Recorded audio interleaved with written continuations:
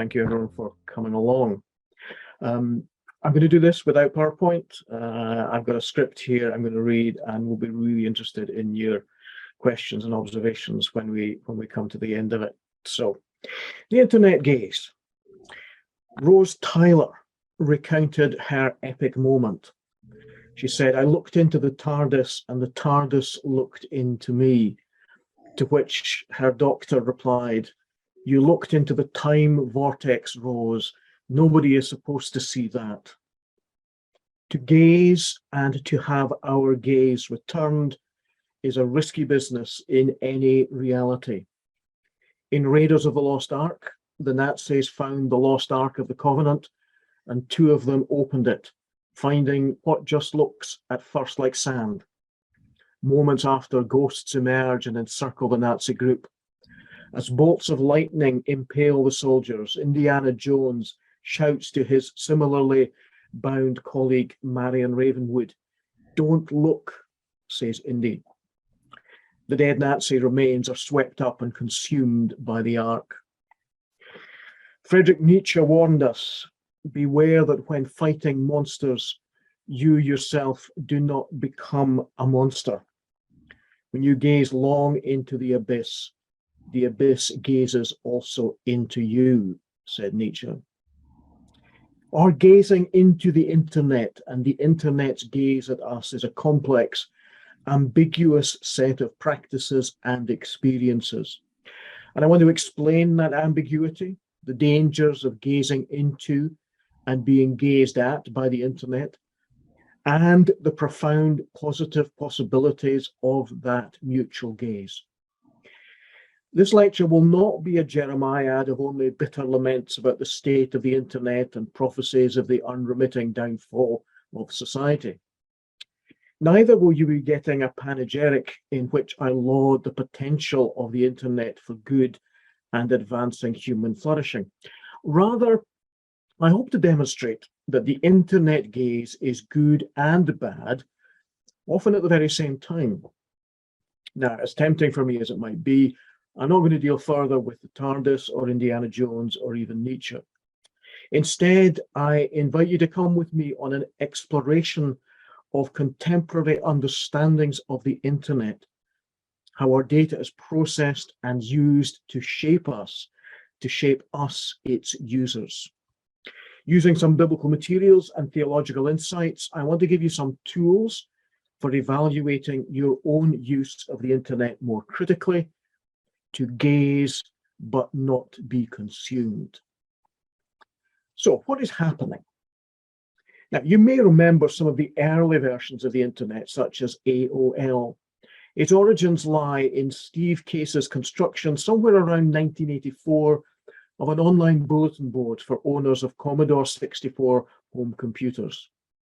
In 1991, the company was renamed America Online, and in 1993, AOL introduced its own email addresses with access to the rest of the internet. Because remember that until that time, the internet had been the preserve of people affiliated with colleges and universities.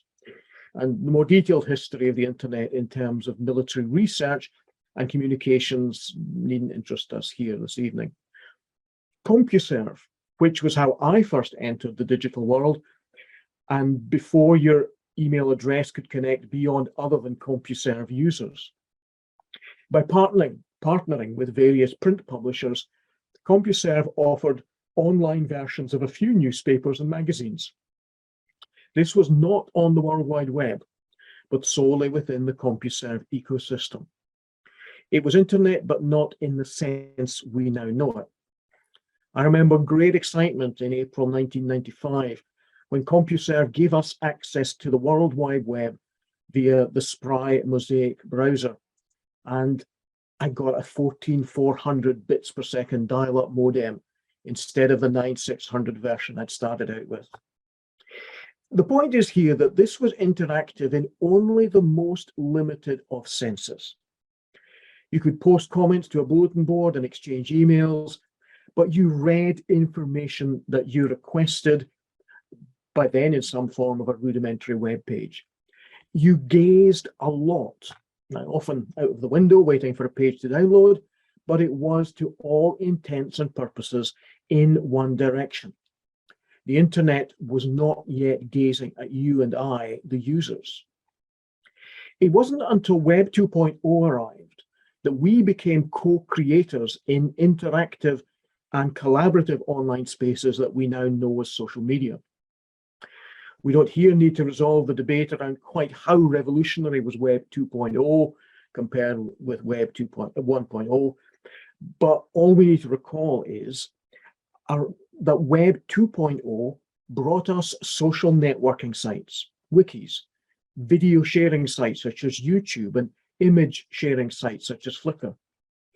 From being largely, but not exclusively, passive with Web 1.0, we were enticed to be much more active in contributing user-generated content in Web 2.0. It was in October 2005 that Facebook became available to some universities in the UK.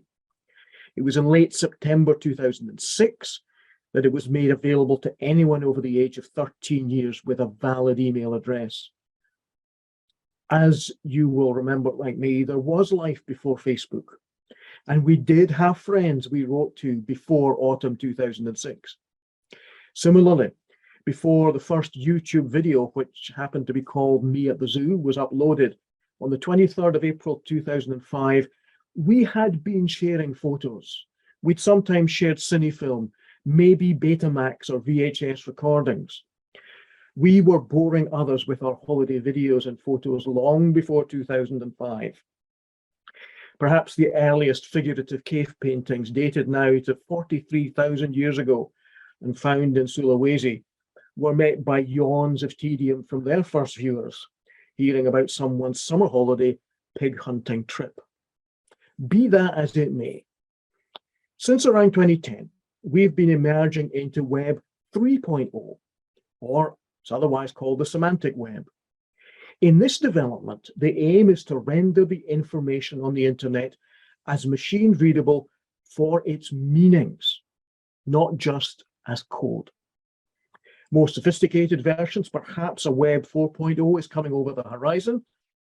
Instead of being so reliant on human-generated algorithms to process data, the next generation of the web involves artificial intelligence systems developing the code and those analytic algorithms.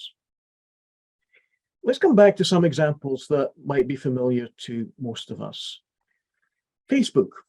What's on your news feed in Facebook? What you see is individualized based on your previous behavior as a Facebook user. We might term this personalization. By way of contrast, if you and I choose to watch the BBC's 9 o'clock news from our different homes, we see the same program, albeit if you're in London, you'll see the London opt-out near the end of the program, and I'll see Reporting Scotland. The degree of personalization is minimal. That is not the case on Facebook. Our respective news feeds are highly personalized. Another less neutral way to put this is to recognize that Facebook creates a filter bubble for us to inhabit. Facebook algorithms select what reaches us, and perhaps even more importantly, they select what does not reach us. This is why it is more accurate to refer to Facebook users rather than the more passive term audience. Furthermore, it's important to think of ourselves as being in a communicative relationship with the Facebook algorithm, because the newsfeed algorithm is ranking content based on Facebook users, says Schwartz. Facebook users' everyday behavior is part of that algorithm. It means that users become, in Schwartz's terms, active co-distributors of the content they engage with through liking posts, clicking links, and watching videos. Yes, the algorithm is pushing news to us based on fixed computational models, but this algorithm relies on input from not just our individual behavior, but the behavior of all Facebook users. In short, you and I gaze into Facebook, and Facebook gazes back at us. These are not two unrelated gazes, but gazes that are closely interrelated and dependent upon one another. At the same time, the Facebook gaze is a monetized gaze. It's easy, perhaps, to forget that Facebook is free to use. There is no subscription fee. We're so accustomed to that now. But nevertheless, Meta, formerly Facebook Inc., generated revenue of 118 billion US dollars in 2021. That was up from 86 billion the previous year. For some comparisons, General Motors generated 127 billion US dollars revenue in 2021, and Google's revenue in 2021 was over 256 billion US dollars. The point to take away here is that a social media platform such as Facebook is actually an advertising platform.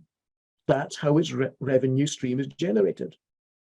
To put it another way still, you are gazing into a highly personalized filter bubble advertising platform. And those adverts are gazing at you, seeking your attention as an individual, albeit you've been slotted into multiple intersecting categories of similar people. Let's take another common example, Amazon. What happens when you search on Amazon? First thing to say is that we do not really know, because the algorithmic search engine is proprietary, known as A9 at the moment, and its computational code is protected as commercially sensitive. What seems to count are, according to Emily West, to quote, the received wisdom among sellers is that the primary factors driving search ranking are relevance of product key terms to search terms, sales velocity, price, and product availability. Opinion differs on whether ratings, both the volume of ratings and the average rating, are directly considered by the algorithm, or whether their influence is indirect via impact on sales, end quote. Now, in a bricks and mortar shop, there are spots that are more advantageous for sales than others. When we step into any store, we're being guided, manipulated, if you like, to gaze in particular ways. Yes, we're guided to what we already intend to buy, but arguably, more importantly, we're steered towards what we might like to purchase. The position of a product at eye level rather than on a low shelf, or where it comes on our journey through to the back of the store to get bread, those positions all matter. We move through the bricks and mortar store, but in the online store, we sit still and the products are moved past our eyes. For what it's worth, there could be around 75 million products available for sale on Amazon in March 2021. Shoppers might contribute reviews of particular purchases, but our searching and shopping behaviors are valuable data in itself for Amazon, even if it's not quite clear how this is used. That valuable data is also there with the copious amounts of information about products and about sellers.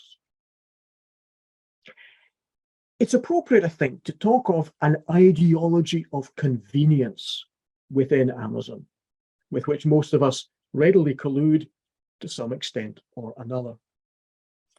The ideology of convenience, says Huberman, plays a crucial role in supporting, perpetuating, and legitimizing extractive relationships between capitalists and consumers, end quote. The gaze of and into the internet is how surveillance capitalism works. This is a mode of economic exchange that takes our online behavior and monetizes us. The digital exhaust trails we leave behind are sold on or utilized to generate more personalized online marketing or to enhance digital services more widely. Surveillance capitalism is therefore much more than mere commerce over the internet. It is a form of gazing at users that is intense, sometimes invasive, and often exploitative. So can anything good come out of Silicon Valley? Before we let despair and negativity about the internet gaze overwhelm us, we need to consider its positives. Characters in one of the Monty Python movies posed the question, whatever did the Romans do for us? Part of a response was to say, well, apart from medicine, irrigation, health, roads, cheese and education, baths and the Circus Maximus, what have the Romans ever done for us? So we might say about the gazing internet. Well, apart from large-scale medical research studies, citizen reporting of police injustice, video calls with loved ones during lockdowns, access to digital repositories of academic writing, prevention of terrorism, communication networks for environmental protection campaigning, and videos of cats, what has the internet ever done for us? We are able to support our friends and family through times of illness because of social media networks. Small businesses can set their products in front of a mass audience on Amazon or Etsy in ways impossible even just a few years ago. These benefits come via the same systems that generate the very disadvantages I have been listing. It doesn't seem that we can have one without the other. The internet gaze is profoundly ambiguous. If that's what's happening, let me turn now to gazing in the Bible. There are different types of gaze in the Bible. There's the gaze of lament, responding to the destruction of Jerusalem and her temple in the 6th century BCE by the Babylonians and the exile of the Jews into captivity in Babylon. The Book of Lamentations is a book of gazing. Hear the opening few verses of Lamentation, a book of gazing. How lonely sits the city that once was full of people. How like a widow she has become, she that was great among the nations, she that was a princess among the provinces has become a vassal. She weeps bitterly in the night with tears on her cheeks. Among all her lovers, she has no one to comfort her. All her friends have dealt treacherously with her. They have become her enemies. Judah has gone into exile with suffering and hard servitude. She lives now among the nations and finds no resting place. Her pursuers have all overtaken her in the midst of her distress. A gaze of lament, then. Different sort of gaze altogether, a gaze of lust. King David's gazing upon Bathsheba, the wife of Uriah the Hittite, is a gaze of lust and illicit desire. This way of looking set off a train of events that included the murder of Uriah and the death as God's judgment of the child Bathsheba bore David. The power of the illicit gaze is such that Jesus gives the injunction in Matthew 18, and if your eye causes you to stumble, tear it out and throw it away. It is better for you to enter life with one eye than to have two eyes and to be thrown into the hell of fire. Now, the dangerous gaze is not confined to sexual desire, but misdirected desire of all sorts, as the Epistle of James expresses in pretty stark terms. James chapter 4, those conflicts and disputes among you, where do they come from? Do they not come from your cravings that are at war within you? You want something and do not have it, so you commit murder. And you covet something and cannot obtain it, so you engage in disputes and conflicts. A gaze of lament, a gaze of lust. Third type of gaze, a gaze of wonder. Let me choose just one example, the disciples seeing Jesus transfigured. In Matthew 17, Jesus took with him Peter and James and his brother John and led them up on a high mountain by themselves. And he was transfigured before them, and his face shone like the sun, and his clothes became dazzling white. Suddenly there appeared to them Moses and Elijah talking with him. Then Peter said to Jesus, Lord, it is good for us to be here. If you wish, I will make 3 dwellings here, one for you, one for Moses, and one for Elijah. As much as this is a pivotal moment in the narrative about Jesus being identified as the beloved Son of God, the voice from the bright cloud, it is a story about gazing, about being overawed, to which the seemingly natural cultural religious response is to offer to build tents. To lament, lust, and wonder as human forms of gazing, we can add the divine gaze. Matthew 10, are not two sparrows sold for a penny? Yet not one of them will fall to the ground unperceived by your Father. And note that this is not providential protection from harm. The sparrows are dead. But it's a warning that the Gospels bring division. The Gospel brings a sword, not peace. And it's a warning of the choices that have to be taken of loyalty to God or to family. Now, can't get into questions of religious violence or the equally problematic matter of harm that God apparently gazes upon and doesn't intervene. All I want to say in this context is that the divine providential gaze of God is complex and problematic. It's not given to simplification. Swedish theologian Ola Sigurdsson can help us here to understand the gaze in relation to God's kingdom and the formation of Christian ways of gazing. For Sigurdsson, to quote, how the way in which we perceive the world, not least through our gaze, has a social context that is not given by nature, end quote. Now, whilst Sigurdsson is talking about the human gaze, I think the notion that the gaze is socially constructed is equally true of the digital gaze that comes towards us from the internet. I say this not to project human characteristics onto the internet or to anthropomorphize Amazon, Facebook, or any other online data gathering service. It is appropriate to talk of the gaze of the internet as socially constructed because it is a gaze coded by humans. Constructing the fields in a relational database is a political act, what Lucy Suchman calls the politics of the code, wherein, to quote her, the inscription of formal representations of action in technical systems transforms the debate more clearly into a contest over how our relations to each other are ordered and by whom, end quote. It is true that more recently, artificial intelligence systems have a role in enhancing algorithms, but this builds on the work of human minds, and as Suchman correctly observes, human political decisions. What is counted and what is not counted, what is included in the computation of relationships, that's not innocent decisions. This does not mean that such decisions are necessarily corrupt. It simply means that coders have made socially situated choices, whether or not they might admit it. To come back to Sigurdsson, quote him again, our gazes can actually be transformed, and we therefore do not need to presuppose a particular way of seeing the world, be it the majority perspective or not, as a given way of seeing, end quote. What then might such transformation look like for Christian gazing? Sigurdsson makes a helpful distinction between two more types of gaze, a covetous gaze and a generous gaze.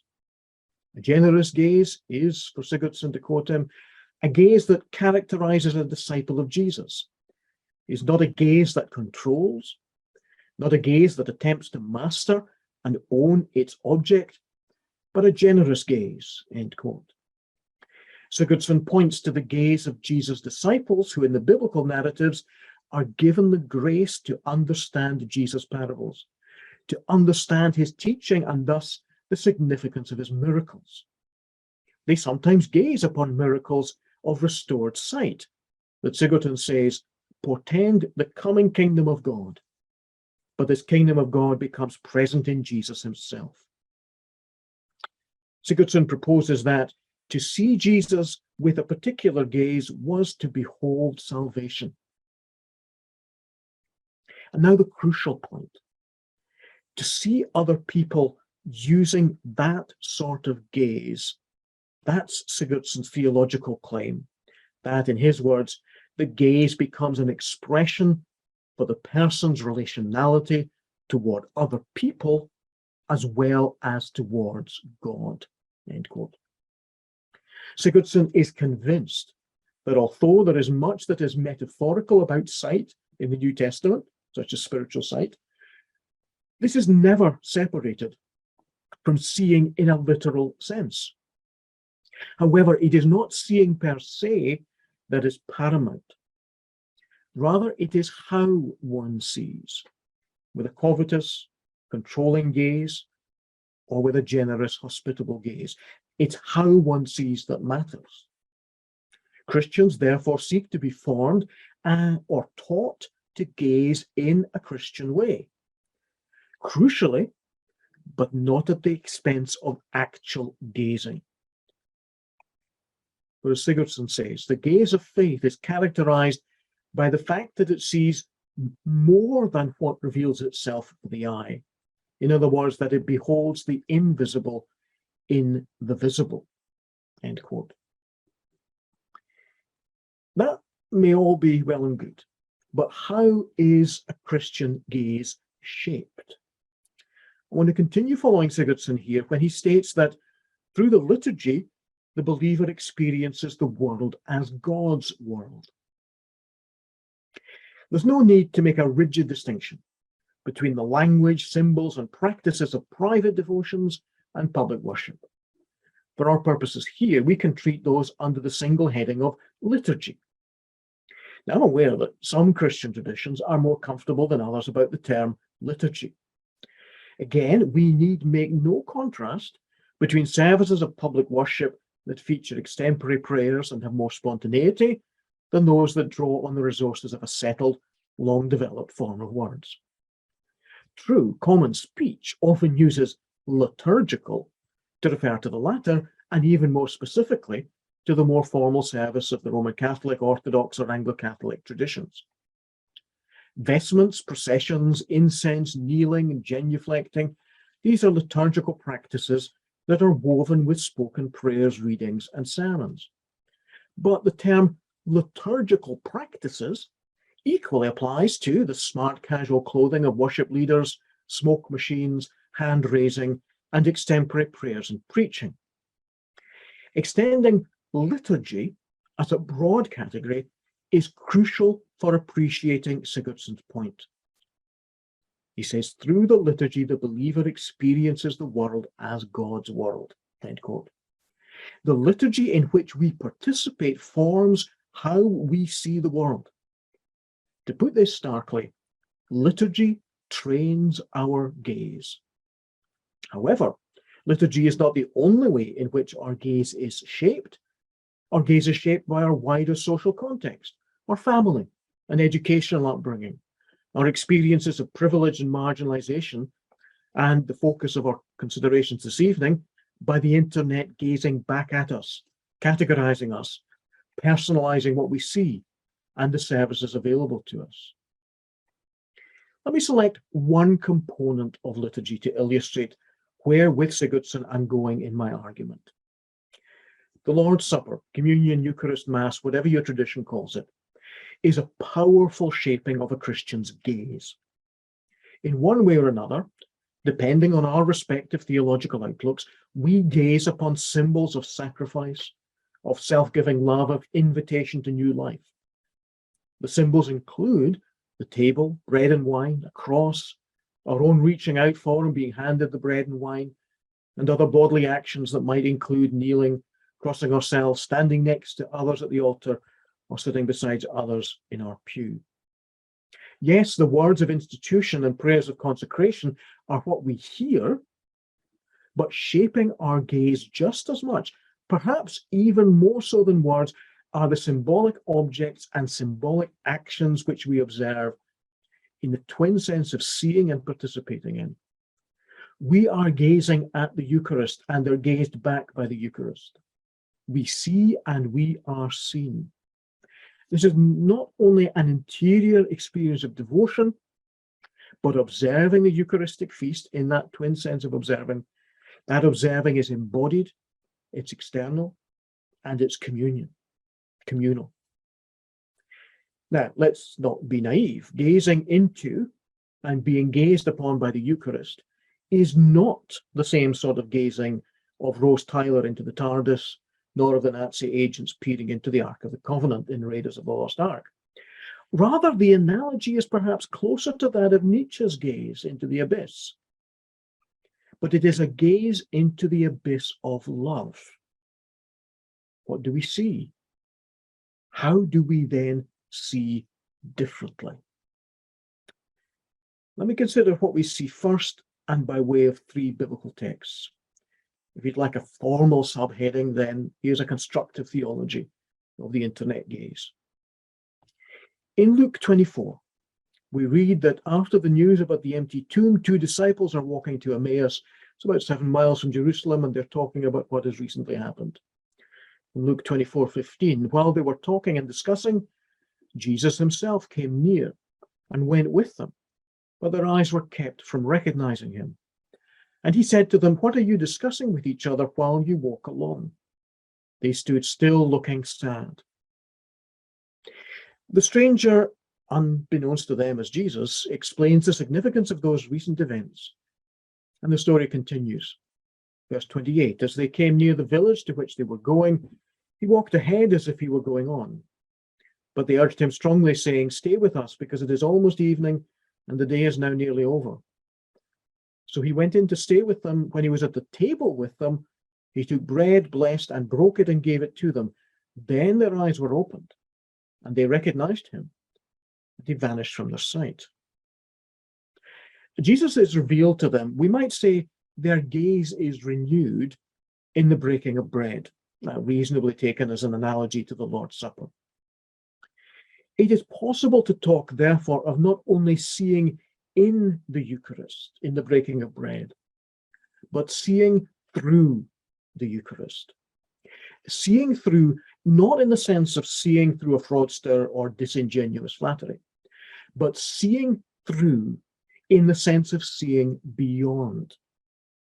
In Sigurdsson's terms, he says, learning to see the world as God's world, and so to exercise one's gaze for the invisible, is not a momentary process, but a process that builds on repetition and deepening, end quote. Sigurdsson is right about seeing through and thus beyond, but he does not make the mistake of then neglecting the visible. Seeing beyond and seeing close up are integrally related. In Sigurdsson's words, the gaze thereby becomes both an ethical and a political question, since it concerns fundamental ways for the person to relate to herself, her surroundings, her fellow humans, and God. Let me illustrate this from 2 biblical parables that feature different outcomes of what I'm calling an insufficient gaze. First, the one from Luke 16, traditionally called the parable of the rich man and Lazarus. Lazarus is poor and covered in sores. He sits at the gate of the rich man who lives an ostentatious and profligate lifestyle, showing no concern for the poor man's needs. Both die. The rich man in Hades sees Lazarus in heaven and pleads for Lazarus to be allowed to give him a fingertip of water to relieve his agony. Luke 16 says, but Abraham said, "Child, remember that during your lifetime you received your good things, and Lazarus in like manner evil things, but now he is comforted here and you are in agony." The rich man's gaze was faulty. He could see all his wealth and status, but was unable to see, in the sense to perceive the needs of the poor man on his doorstep. We, with a little poetic license, might envisage the rich man gazing into the internet and accumulating more and more status from news stories posted about his parties and his lifestyle. Perhaps the rich man is wealthy enough to buy a social media platform. Who knows? Secondly, a differently insufficient gaze practiced by the parabolic sheep of Matthew 25. It presents a great division between the sheep and the goats. Matthew 25:34. Then the king will say to those at his right hand, "Come, you that are blessed by my Father, inherit the kingdom prepared for you from the foundation of the world. For I was hungry and you gave me food. I was thirsty and you gave me something to drink. I was a stranger and you welcomed me. I was naked and you gave me clothing. I was sick and you took care of me. I was in prison and you visited me. Then the righteous will answer him, Lord, when was it that we saw you hungry and gave you food, or thirsty and gave you something to drink? And when was it that we saw you a stranger and welcomed you, or naked and gave you clothing? And when was it that we saw you sick or in prison and visited you? The insufficient gaze of the sheep means that they saw only those in need and did something about it, but did not see that they were doing this to the Lord, present in those who were needy. Having an insufficiently developed gaze in this parable is virtuous.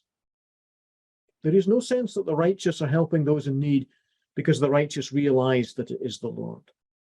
Rather, the righteous are doing the right thing without any spiritual ulterior motives.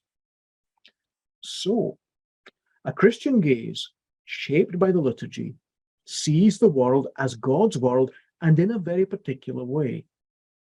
Such a liturgically formed gaze sees human need and compassionately addresses it without ulterior motives. Now, this is not to suggest that seeing poverty and injustice are all that such a liturgically shaped gaze can perceive. But the point is twofold at least. First, the gaze can be, perhaps we should say must be, formed and not taken for granted. And secondly, the gaze disproportionately falls with compassion on those in need. At least that's as far as the gospel seems to be concerned. Where then does this leave us in thinking critically about the internet gaze? Let me offer some conclusions.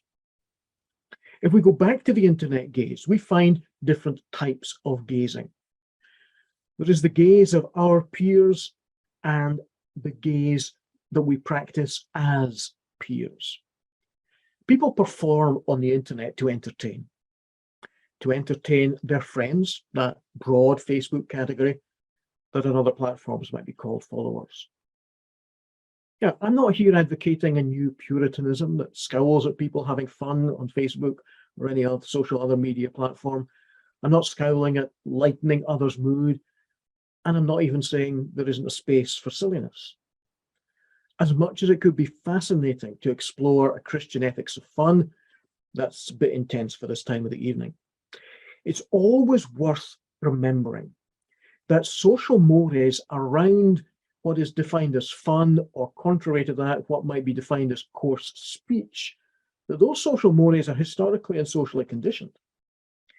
Now, just listen to some of the BBC Radio 4 Extra reruns of comedy shows from the 1950s. Under the cover of seemingly innocuous language, comedians could have audiences in hysterics about taboo subjects at that time, such as marital sexual relationships or camp gay speech. Outwardly prim and proper 1950s audiences took permission to laugh at what, if spoken directly, they would have frowned upon. Now, at the very same time, racist and sexist views underpinned much of the socially acceptable humour of not just the 1950s, but until much more recently.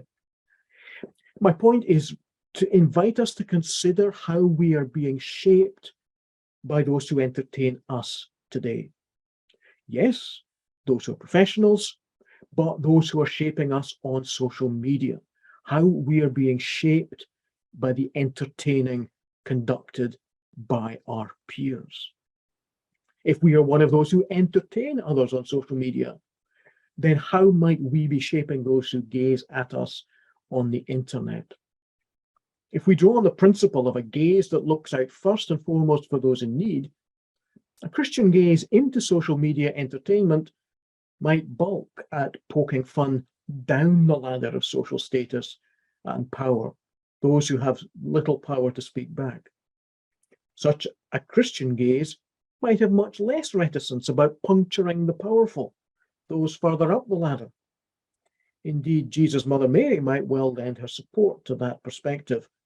She was singing about powerful being cast out of their thrones, of course. The gaze of our peers and as peers. What about the internet gaze of government and our gaze into government internet sources? Now, we should make a distinction between official government statistics coming from non-political sources, such as the Office for National Statistics, and those that are emanating from political parties. Public perceptions of the world in which we live can be extremely skewed. Even a cursory glance at the perils of perception reports being produced annually by Ipsos Mori alerts us to just how inaccurately the public guess proportions of, for example, Muslims in their country. The French have the greatest level of misperception when asked about the percentage of people in their country who are Muslim. The average guess in France being 31%, when the reality of Muslims in France is being 7.5% of the population. People in Great Britain asked that question about their own country, settle on 15%, when the reality is only 4.8%. In March this year, YouGov in America asked people to estimate the relative size of different groups in society. As in Europe, they overestimated the population who are Muslim in the US, estimating 27% when it's only 1%. People estimated in the US, 41% of Americans are Black. The actual proportion is 12%. My point is that official data gathering and reporting is crucial to accurate understandings of the societies in which we live.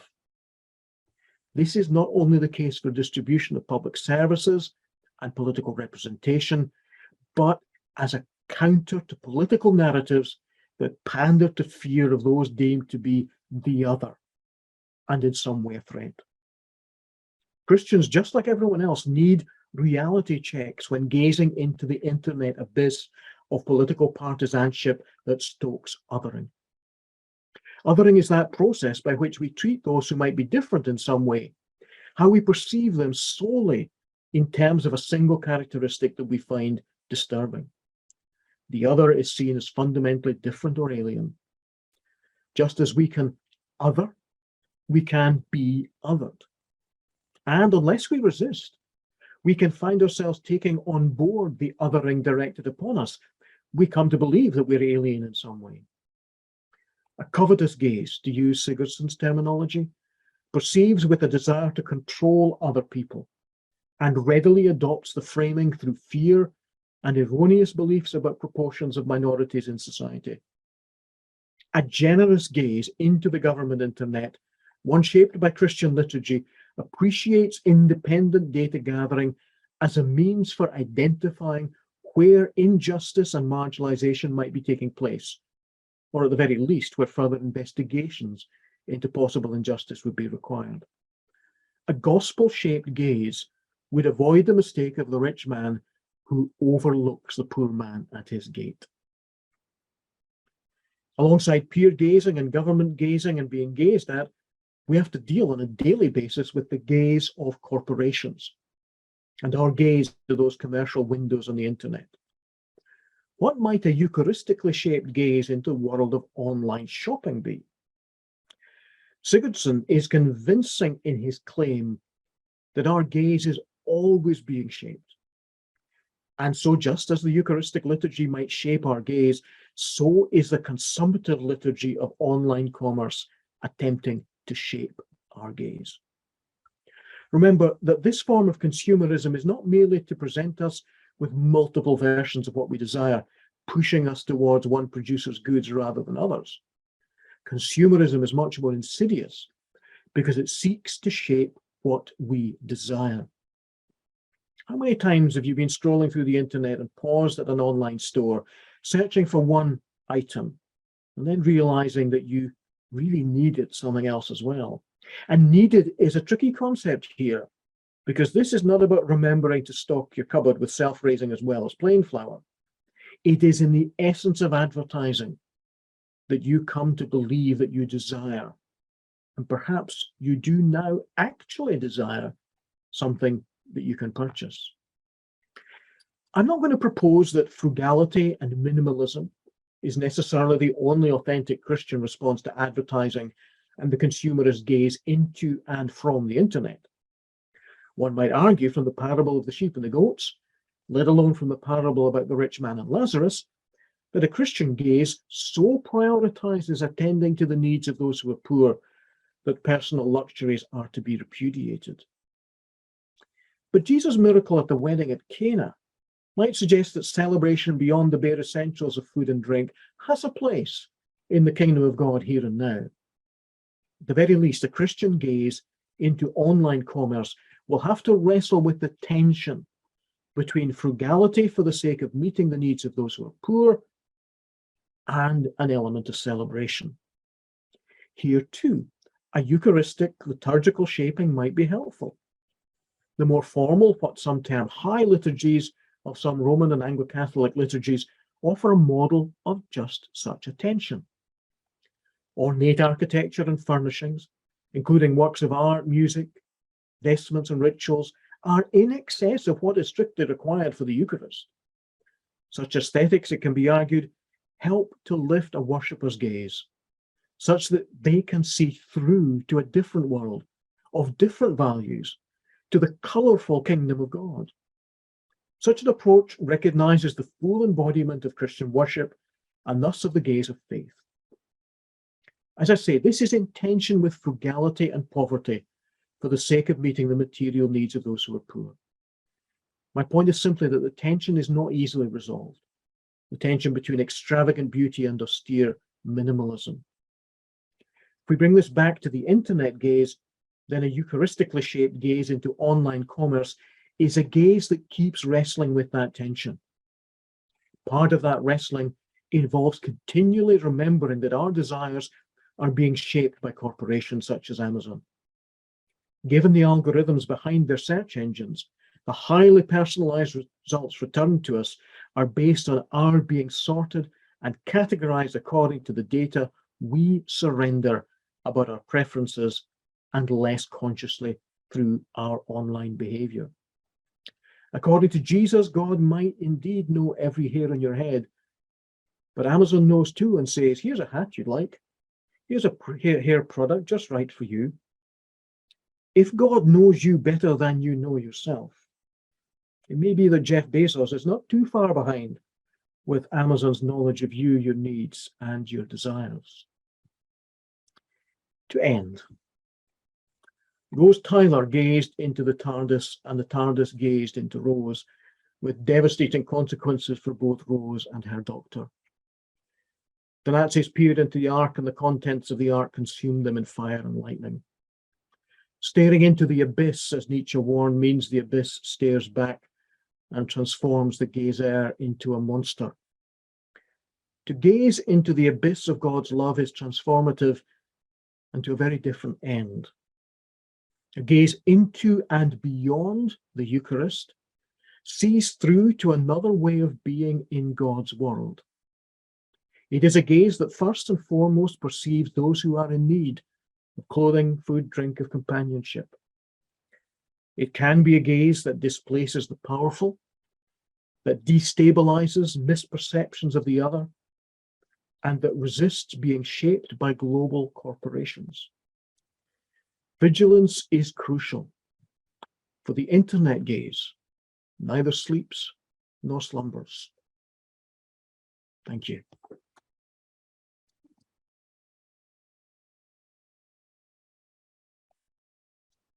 Thank you very much indeed. That was really fascinating and covered a huge amount of ground. Thank you. Do we have any comments or questions or comebacks? You'll need to unmute yourself. Sally, thank you very much. I'm just going to change my view back to a gallery view so I can make sure I see everybody. Sally, thanks. Thank you. Eric, thank you so much. I've been really looking forward to your talk, having read one or two of your articles, and it's been fascinating. And I love the metaphor of gazing and seeing. I find this really, really interesting. Can I ask you one thing, though? While you were talking, I just had a sense of the passivity of the gazer. And not God as gazer, but us as gazers. It was about us being shaped very much. And I wonder if you could offer some comments or thoughts within this metaphor about our own decisions, choices, our own active engagement, and what we can actually say no to in terms of that. How would you sort of talk about that within your metaphorical scheme? Yeah, I think the gaze is a very active set of decisions that we take, but it's also based on unconscious awarenesses, depends on how self-reflective we continually are, because in popular language, we tend to use the gaze as a term, you're just gazing out the window. But in this sense, gaze is much more active. It's much more aware, ideally, of how that gaze is being shaped, why we see what we see. That's really Sigurdsson's point. And the whole question about choosing to have our gaze shaped is not really a choice. Our gaze is being shaped. We can choose the extent to which various sources shape our gaze. We can choose how the liturgy might shape our gaze. We can choose how Jeff Bezos or anybody else shapes our gaze through the internet. So the choice and the activity there, for me, is very much about the choices of how we're going to be shaped, and the choice to be reflective about our own gazing, so that we're much more aware of not just what we're seeing, but how we're seeing. Because we get accustomed to seeing lots of things, and we can have a sort of critical take on what's passing in front of our eyes. But the assumptions that mean we see in a particular way, their self-reflection to consider that, to me, is integral to that active part of the gaze. So, may I ask a continuing question? So, one of the things we often talk about at college with students is about the relationship between church and society, and who is sort of guiding whom, if you like. You know, is the church taking its shape from society's values, or is the church shaping society's values? And how. And acknowledging that some dialogue is necessary because the church needs to be contextualized. So this is really interesting to me, because I think this is really, really important, what you're talking about. So there's something in here, isn't there, about the importance of the new mind, or the new set of clothes, or whatever else. Yeah. I could have gone to Romans and, be renewed. Not letting the world shape you in its way, squeezing you into its mold. That biblical metaphor is strong there in Romans. And the idea of church and society influencing each other, I think both can influence each other for good, and that's something that often is lost, that the society can be shaping the church for good. Primary example is around preventing child abuse, and that demand by society criticizing church for failure to protect vulnerable people. There's a very positive example where society is positively influencing the church. And the church society bit, as I'm okay with, as long as we are not talking about the institution solely, because where are most Christian people actively shaping society? It's not through church reports, it's through their professional involvement. And given the demographics of so many Christians, they happen to be people who are often in professional roles. So they are IT consultants, they're HR professionals, they're people who are perhaps IT, they're maybe involved in coding. They may have management responsibilities in some of those companies. And that sense of which those people, not imposing a Christian perspective, but asking the very sorts of questions that I'm asking for them from the Christian tradition, but finding probably from other people, from other religious traditions or no religious tradition, saying, yes, we agree with you. We don't agree with where you're coming from, but we agree with where you've got to, in terms of your criticism of the internet, of commercialization, surveillance capitalism, whatever it is. So activating people who are in professional roles, not seeing the hope coming from the institutional church reports and all of that, but really people, it's lay theological education, which was, before I got the job in St Andrews, I was very much involved in trying to do that through Scottish Churches Open College, as it was in Edinburgh. And so that lay theological education, so that people who are professionals are able to talk from their own theological perspective, sharing that, finding common cause with people from all sorts of perspectives.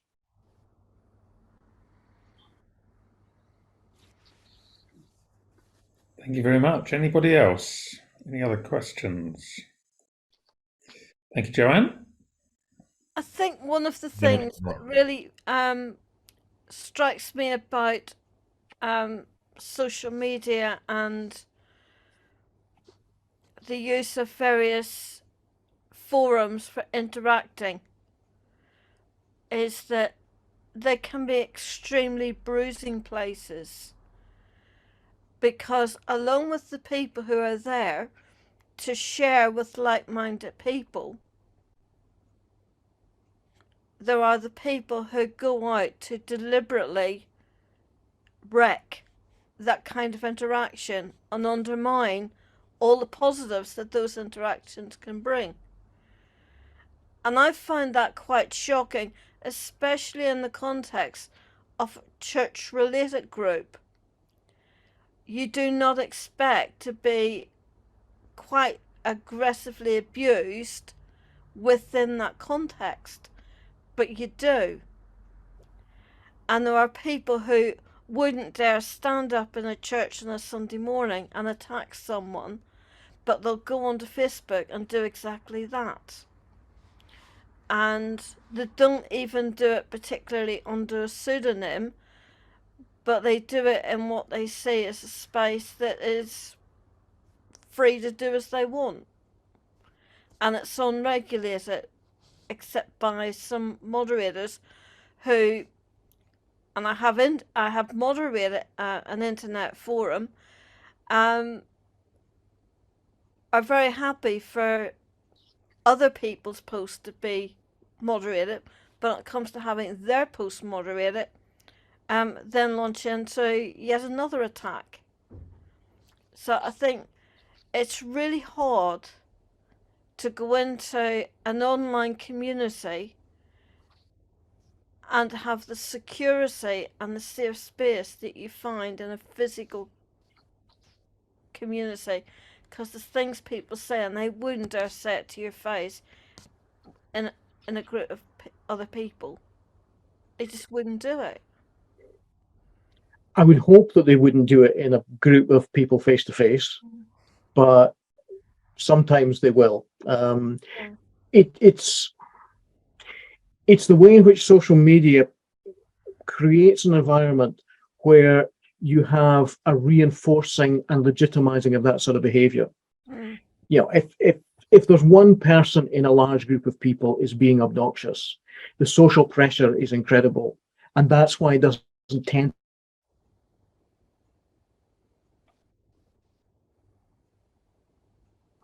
in a setting. They reinforce each other, and the social constraints are significantly less for people to be restrained about it. But and it's interesting that you bring up the point that there are people who are doing this in Christian forums.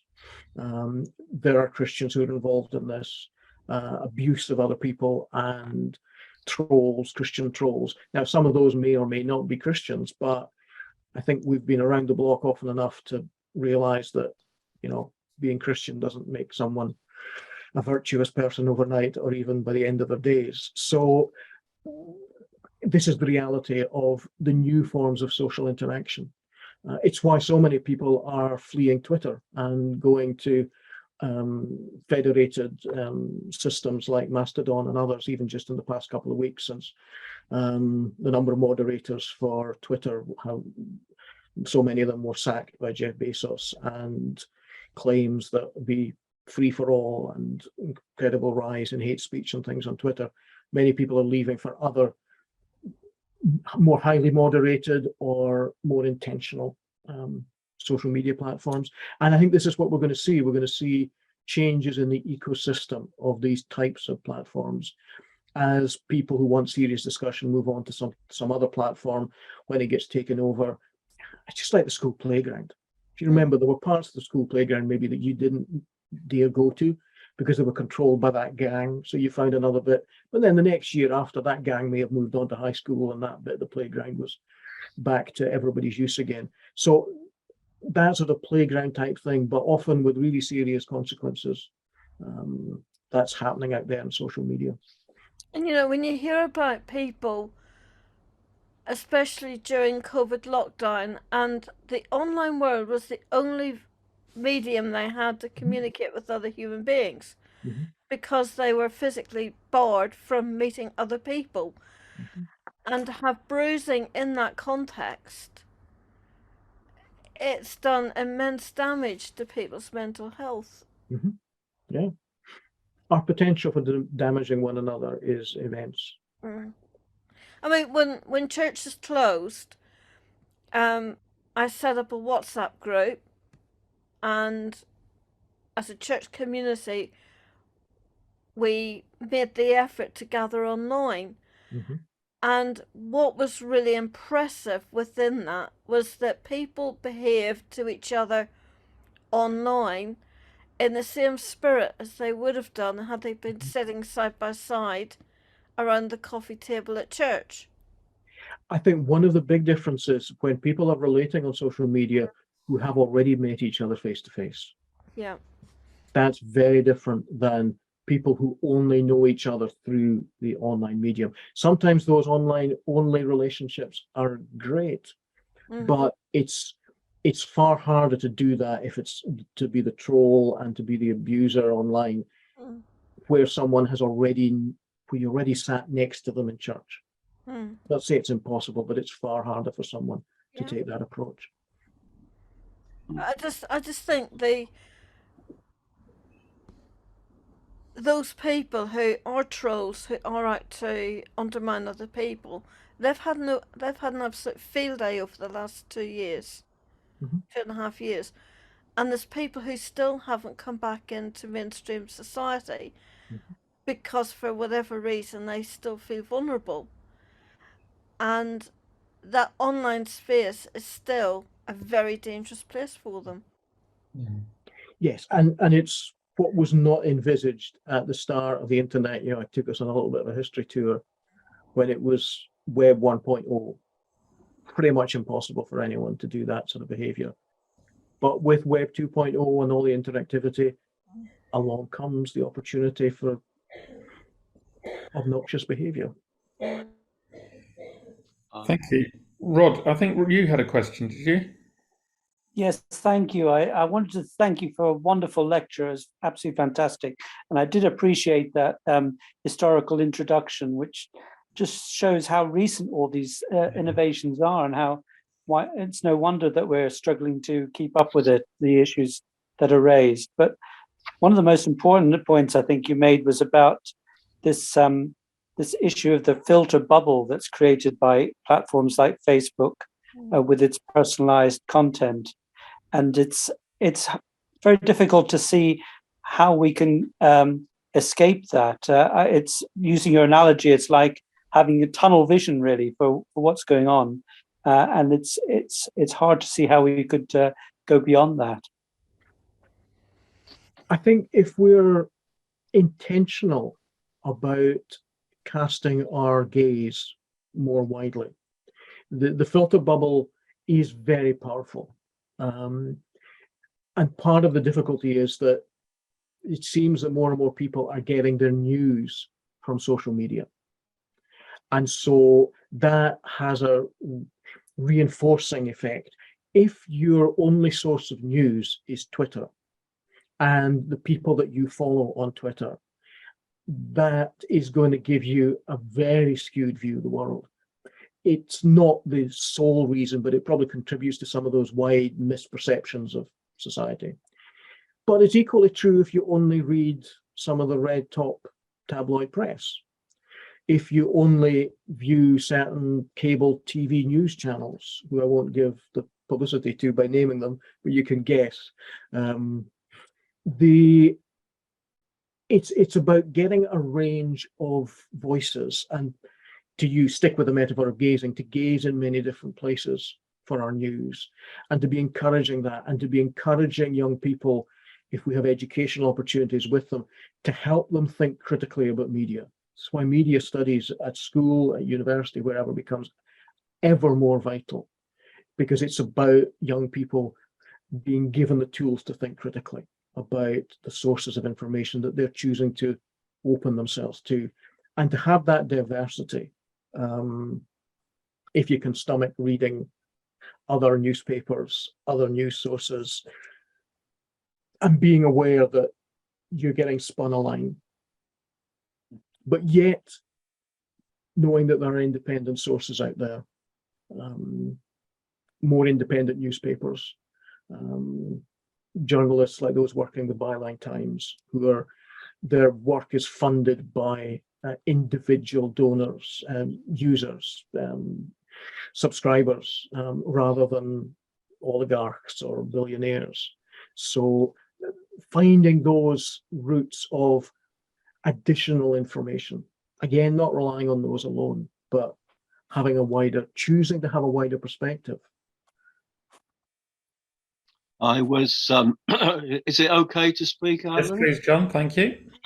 I was very much taken up by Eric's point about AI constructors. AI constructions are by good and bad people.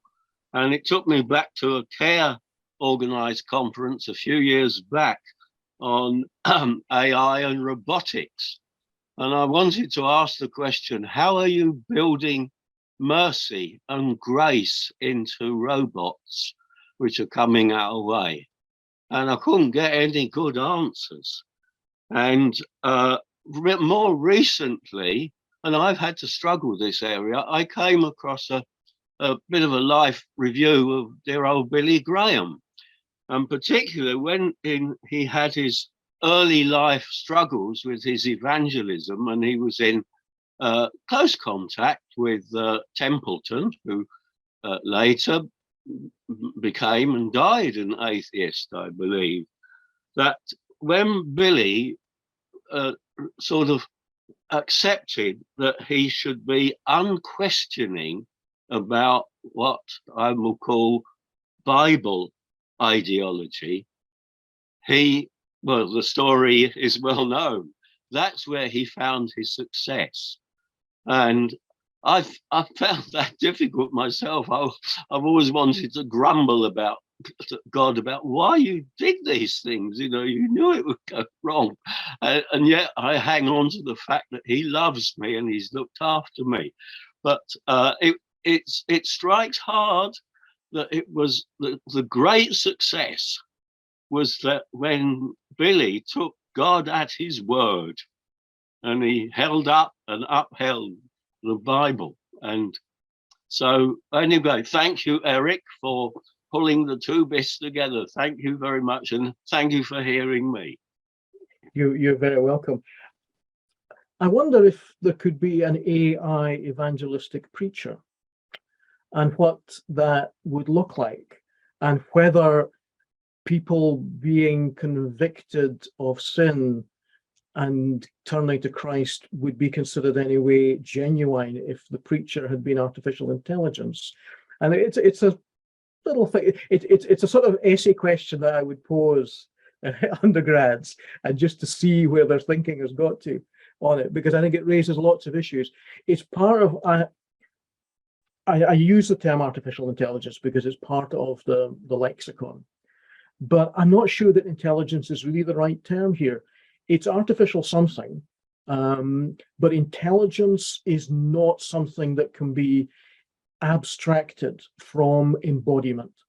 And I don't think intelligence can be abstracted either from doing that thinking against the horizon of mortality. Knowing that you die affects how you think, and what intelligence means has to be against that horizon. And if the machine learning algorithms do not have that capacity, there may be processing data to an incredible high level and in some sense have intelligence, but it's not intelligence as many of us would want to define it. And that's where, can you have artificial compassion? Can you have artificial love? Can you have, well, they say you can have artificial intelligence. And then can you then have artificial evangelism and all of those things that follow on from there? It's crucial about how we hold the line for what it means to be human in the face of those humans who want to define us as just very complex chemical biological algorithms. And that's a big and long-standing fight that has to be kept up against, it's called transhumanism. And there's a real place for arguing against transhumanism, particularly around the grounds of artificial compassion, artificial love. Those are integral also to artificial intelligence. If anyone knows about an artificial intelligence evangelist, let me know, please. That's I wonder if I might ask a question myself. I think it was T.S. Eliot, humankind cannot bear very much reality. I'm coming at this from the point of human finitude. I'm not sure we can cope with a globally connected world. I mean, I think I've got about 300 friends on Facebook, and that's nothing. My daughters both have well over 1,000, and I can't cope with that many people. I don't think I was built to have that many friends. And what we're invited to look at, what we're invited to gaze at, I was thinking of the Jackson Browne song, "Doctor My Eyes." Was I unwise to keep them open for so long? I'm not sure that we're designed to take all this in. What do you think about that? I think you're absolutely right, because what actually happens is that the term friend is so devalued. Yeah. And is reshaped by Facebook particularly. What a Facebook friend is not a friend as anybody previously had thought of friends. It is an invention. It's about a connection. It's about other social media, as I said, refer to followers. Followers in a very limited sense of someone who has clicked and maybe gets something of your social media feed tripping past them on some random day.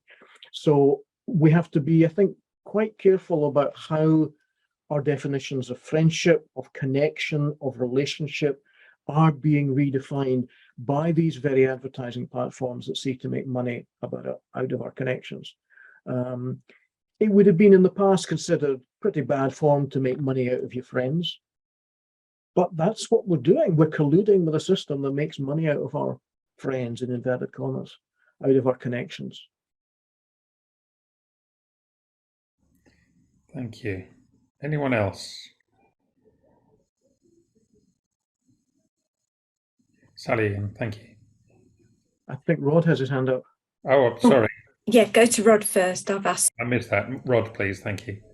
Oh, sorry. Thank you very much.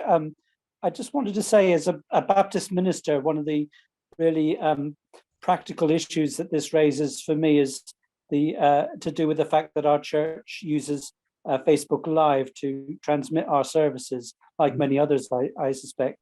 And like others, we've found that a number of members would rather cut off that last connection with church rather than subscribe to Facebook in order to get our services that way. And it throws up for me the question, are we right to encourage Christians to sign up to things like Facebook in order to get that kind of content or medium? Or do we just accept that Christians should never go onto Facebook because of the dangers of getting the diverted gaze? I think it's the question, asking that question is really crucial. And that's a really positive step, to be posing that question to yourselves as a church leadership team, as a congregation. If we stop posing that sort of question, I think things get even worse.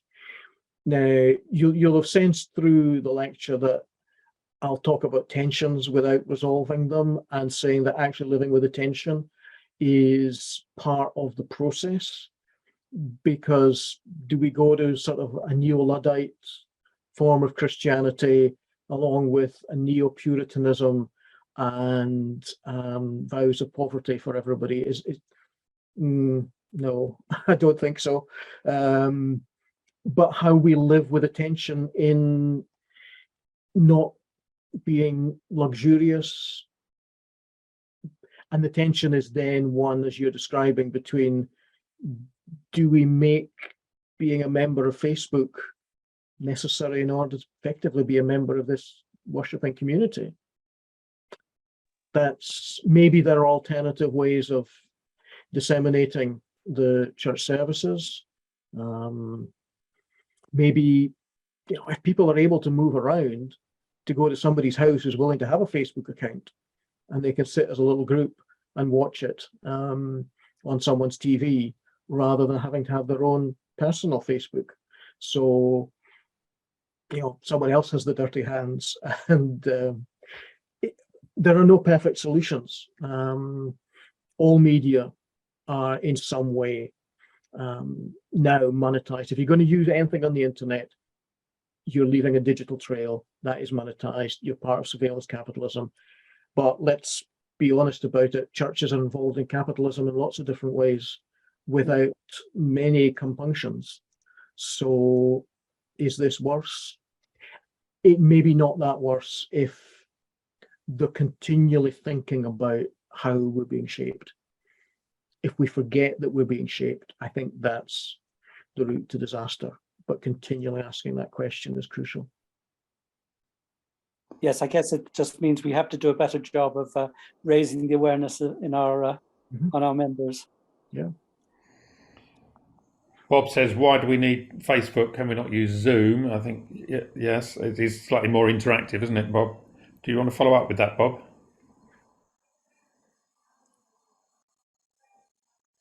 You need to unmute.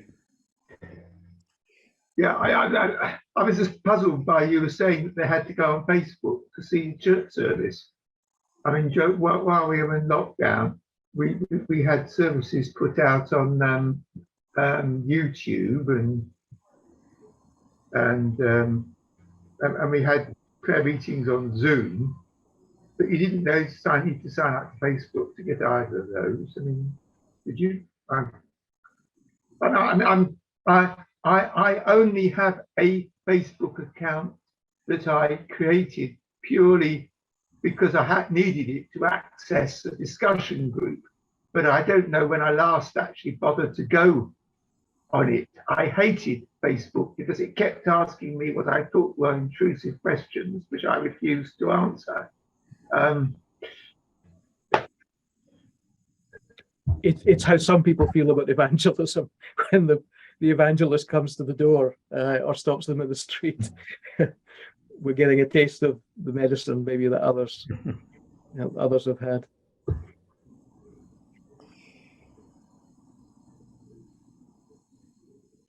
Thank you. Joanne, did you have one more? And I think the only thing I can say is it is possible to have a group on Facebook where you limit the exposure of what you put on there to that group. So you interact in that shared space as yourselves, and you know those people over a period of time. You don't have to put everything up there publicly. But as I say, the main disappointment for me, when I was training to be a local preacher, we had a Facebook group for local preachers doing the faith and worship course. And that was immensely helpful to a lot of us doing faith and worship solo. We weren't studying in a group, and we could have discussions about various topics. We could share experiences of taking our services as a newbie preacher, going out and plan for the first time. and is extremely supportive. But as I say, if you went on to some of the other groups, they could be extremely challenging spaces to be in. I think Thank you. the hook with something like Facebook is how easy it is. And if you're not technically sophisticated in your knowledge, and nobody should expect to have to be, it's so easy to use something like Facebook. It can be more challenging to use some of the other platforms for different types of narrowcasting or disseminating of services and things. But it's that ideology of convenience again. It's so convenient. And that's where, not just with Facebook and social media more generally, but with the entire package of internet, online digital services, the ideology of convenience is what hooks us. And then we're further and further down that rabbit hole. And it's a choice. Sometimes not much of a choice, because otherwise you're going to be really lonely if everyone is on social media and you're not. But it is about choice and about continuing to keep that critical capacity. We'll take one more from Sally, and then I think we'll draw this to a close, if that's okay. Thanks, Sally. Oh, thank you. I do appreciate that. Eric, I was really interested in some of your earlier comments about consumerism and about desire. And it made me think about René Girard and his triangulation of desire, that we don't just desire something, we desire according to the desires of others. And I just wondered whether you thought that the internet and places like Amazon, whether there is a particularly potent expression of that in that this multiplicity of the desires of others is almost forced upon us. And I say that, I mean, I use Amazon a lot because I live in quite a rural location, and it saves me oodles of money in terms of traveling to shops. I have to go 25 miles to the nearest town, for example, to get big shops.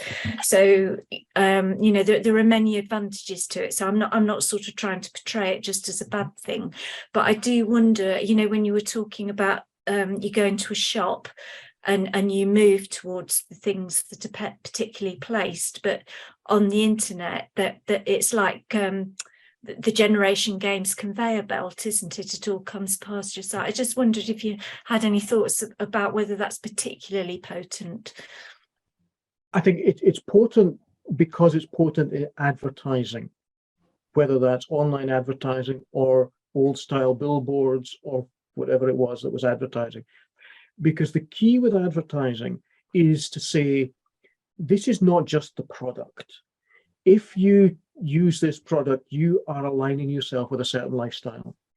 You are aligning yourself with certain other beautiful people, however you want to define beautiful, in terms of other people who are socially well placed, use this product.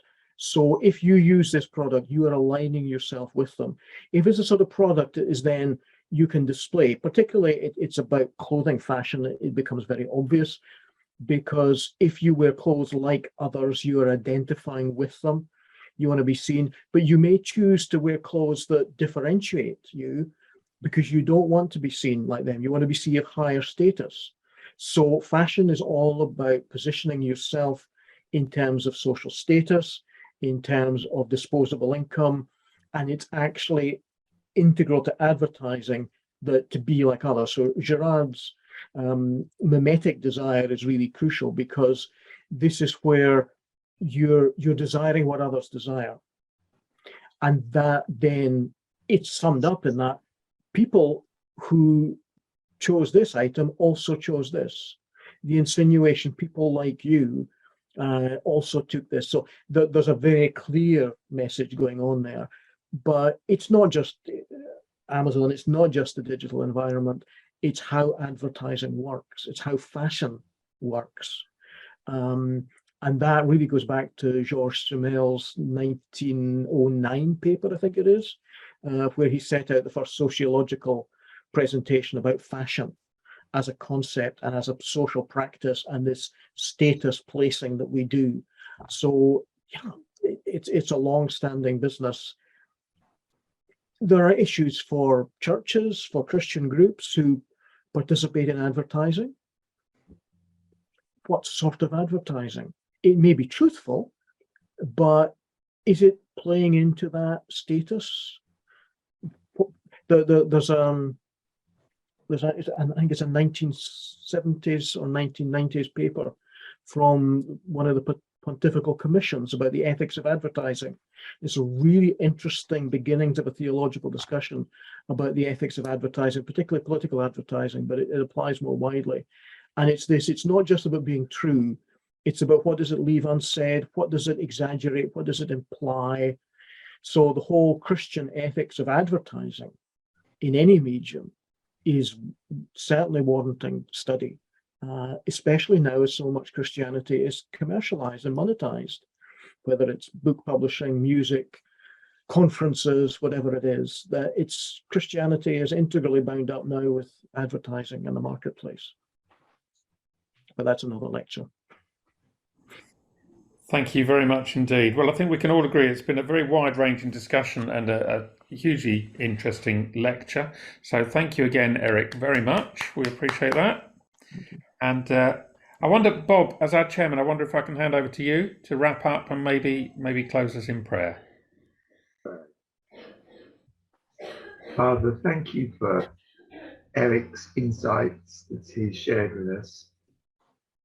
Give us wisdom to know how to handle these things that can be of benefit to us and yet can also take us over. And so we thank you for what we've learned tonight, and we pray that we might take it on board and think wisely about how we use these media that can be of such good use to us, but also such bad use. In Jesus' name, amen. Amen. Thank you. Thank you, everybody. And yep, this will be posted online and the paper published subsequently. And we're looking forward to a symposium which may be in person next year, looking into the issues around a good death. So watch the website for more details there. Anyway, thanks ever so much for being with us, and thank you again, Eric. Bless you. Bye-bye. Bye.